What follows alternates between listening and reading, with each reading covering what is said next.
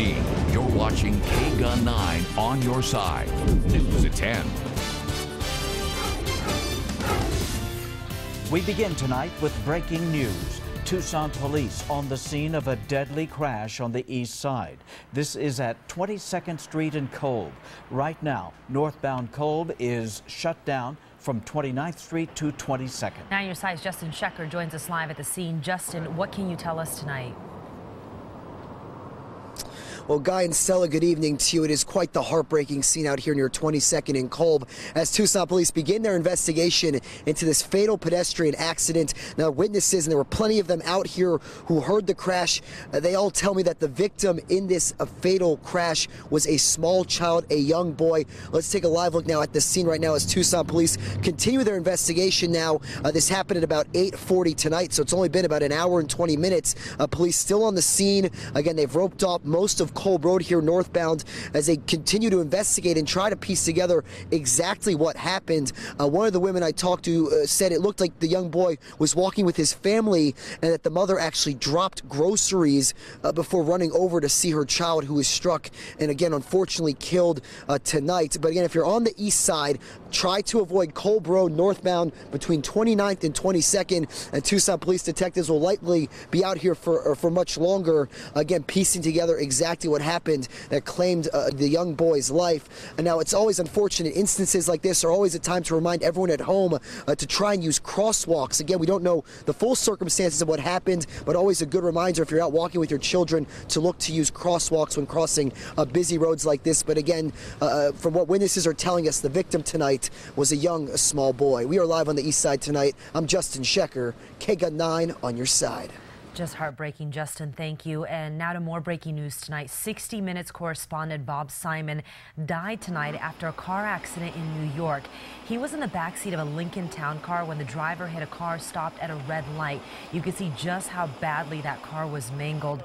His driver has injuries to his legs and arms. The driver of the car that was hit is okay. Now, Simon's career in news spans some 50 years and earned him countless awards. He covered the war in Vietnam and was one of the last helicopters out of Saigon. In 1991, Simon was captured by Iraqi forces at the start of the Gulf War. He and 3 colleagues spent 40 days in prison.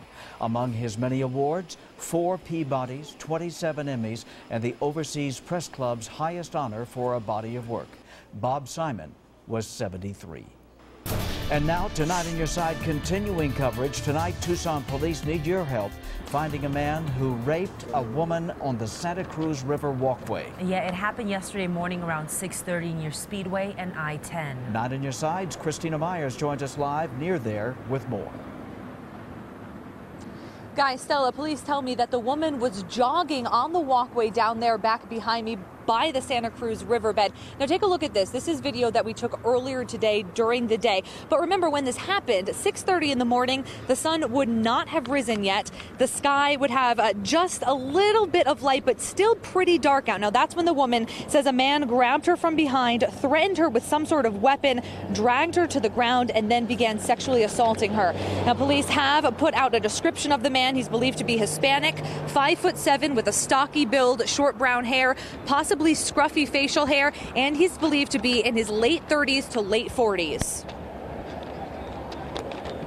There has been some information that he possibly frequents this area, and he was possibly seen, we're not certain about this, but possibly seen on a mountain bike before the incident took place. Now, police are not releasing any details about this specific incident right now, but Sergeant Dugan did say, in general, if you're going to go exercise, make sure that you do it with a friend. If you absolutely have to go out alone, make sure that you're only out there jogging, walking, whatever, while the sun is up. Bring a whistle, your cell phone, pepper spray, something like that with you. And if you are listening to music, make sure it's on low or you only have one earbud in. That way you can tell more what's going on around you. We're live on the west side. I'm Christina Myers, KGUN-9. on your side. Christina, thank you. New information tonight about the Tucson Unified School bus that caught fire yesterday. Take a look. You could see it engulfed in flames here on an overpass near Broadway and Toole. Tucson Fire says it was all because of an electrical malfunction in an air conditioning switch. The driver tried turning on the AC, and that's when he noticed smoke coming out. He got out just in time. There were no students on that bus. Firefighters quickly put out the flames.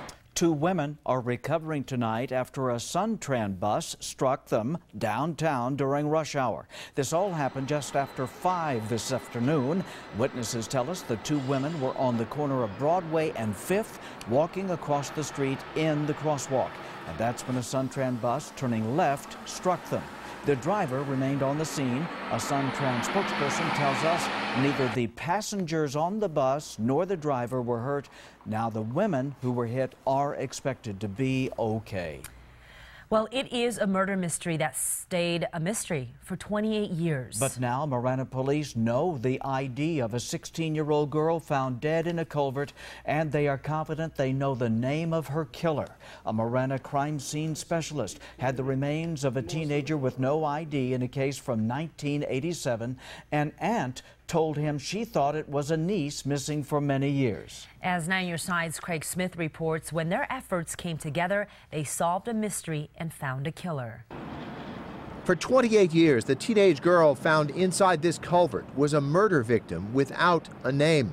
But Marana Police Crime Scene Supervisor Tom Mooney decided to reopen the cold case. Meanwhile, in Spokane, Washington, a family had fading memories of a teenager who'd be 44 now. For a couple of years, you know, it was like maybe she'll get in touch, maybe she'll call. But I mean, after a few years, we knew. Yeah.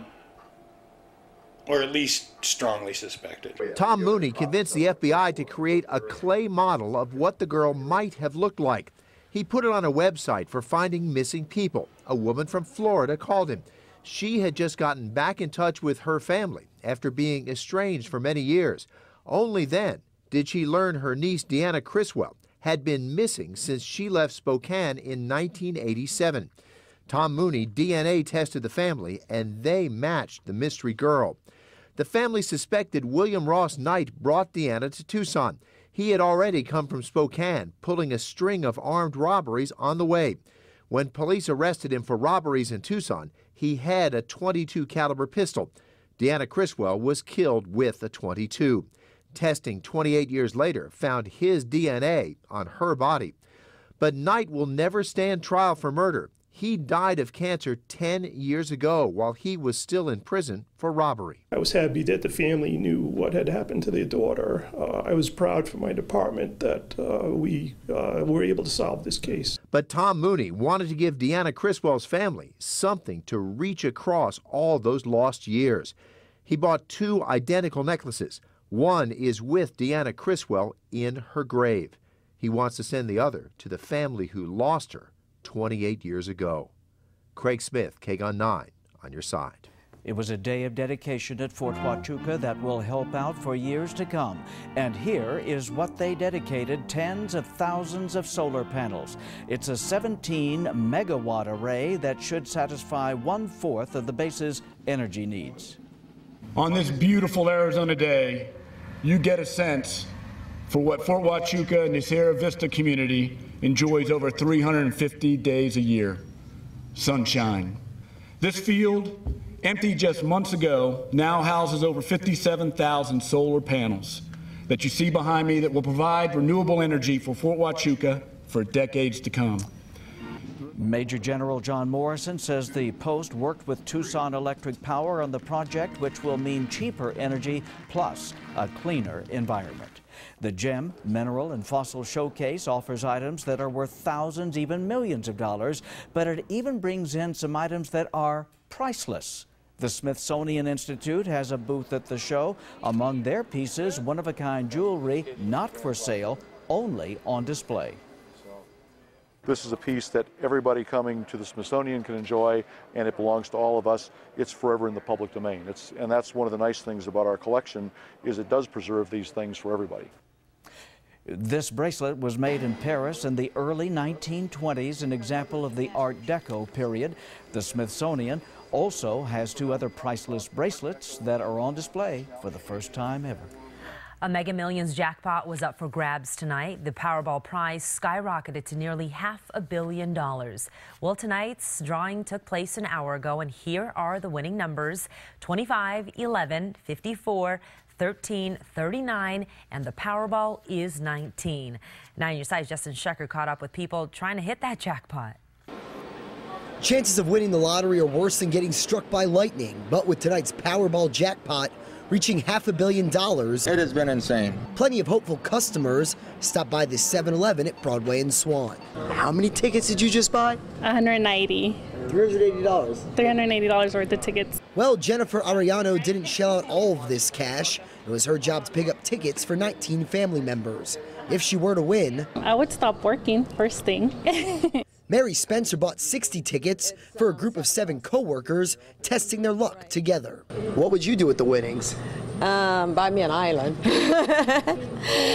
Away from everybody. Take care of some things and from where I live, build a community center so the kids can get off the streets. This store clerk says he'd also be in the giving mood if the numbers on his 1 ticket match the winning 6. Spread the money around, just change a lot of people's lives. Justin Shecker, KGUN-9 on your side. All right, Tucson, good luck. Here's another look at those numbers: 25, 11, 54, 13, 39.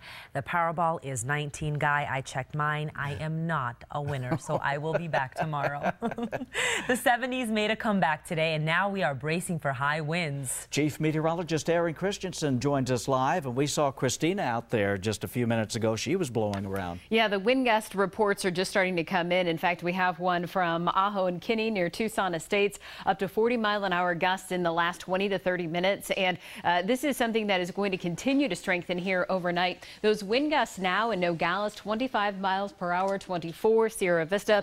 How about Douglas, though? 40-mile-an-hour gusts at this hour. Now, we haven't had the very strong wind gusts in the Tucson area just yet, but we're starting to notice that wind is picking up. And by midnight, we're expecting gusts even in Tucson up to 40 miles per hour. 35-mile-an-hour gusts from the east tomorrow morning. And this wind will stay with us all the way through tomorrow afternoon, with gusts up to 40 miles per hour as you are heading out for lunch. Now, the concern is there for blowing dust as well. I'll tell you when we're expecting that coming up. President Barack Obama has asked Congress for formal authorization to use military force against the terror group ISIS. During a press conference earlier today, he outlined his request. It includes approval for airstrikes, support and training of ground forces, and humanitarian assistance. Now, he promises the battle won't be a repeat of Iraq and Afghanistan. The resolution is limited to 3 years. Congress likely won't vote on this authorization until spring. If approved, this would be the 12th time in U.S. history Congress would authorize war. Remembering 9/11 with a work of art.